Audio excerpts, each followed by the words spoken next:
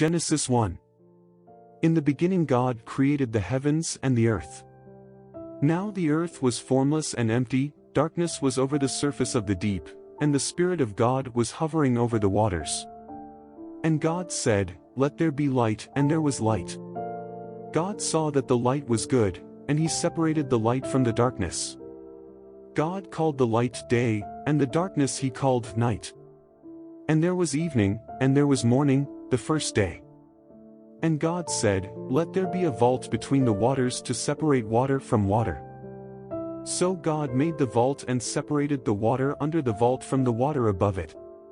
And it was so. God called the vault sky.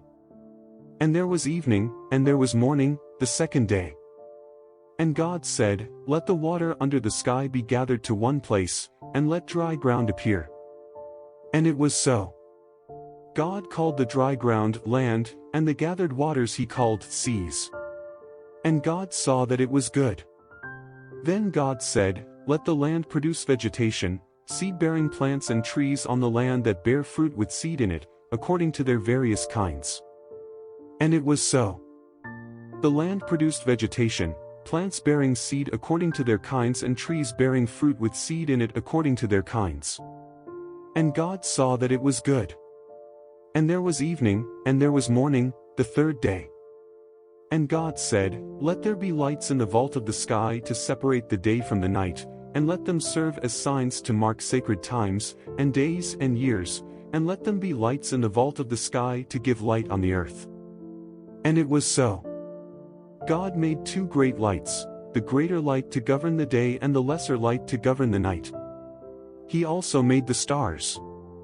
God set them in the vault of the sky to give light on the earth, to govern the day and the night, and to separate light from darkness.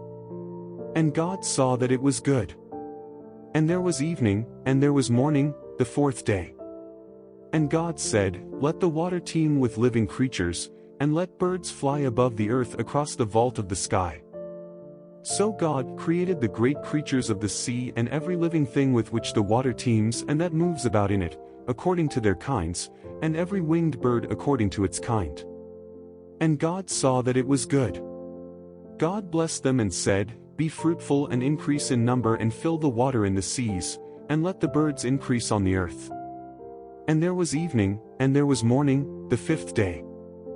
And God said, "Let the land produce living creatures according to their kinds, the livestock, the creatures that move along the ground, and the wild animals, each according to its kind." And it was so. God made the wild animals according to their kinds, the livestock according to their kinds, and all the creatures that move along the ground according to their kinds. And God saw that it was good. Then God said, "Let us make mankind in our image, in our likeness, so that they may rule over the fish in the sea and the birds in the sky, over the livestock and all the wild animals, and over all the creatures that move along the ground." So God created mankind in his own image. In the image of God he created them. Male and female he created them. God blessed them and said to them, "Be fruitful and increase in number, fill the earth and subdue it. Rule over the fish in the sea and the birds in the sky and over every living creature that moves on the ground." Then God said, "I give you every seed-bearing plant on the face of the whole earth and every tree that has fruit with seed in it. They will be yours for food. And to all the beasts of the earth and all the birds in the sky and all the creatures that move along the ground, everything that has the breath of life in it, I give every green plant for food." And it was so. God saw all that he had made, and it was very good. And there was evening, and there was morning, the sixth day.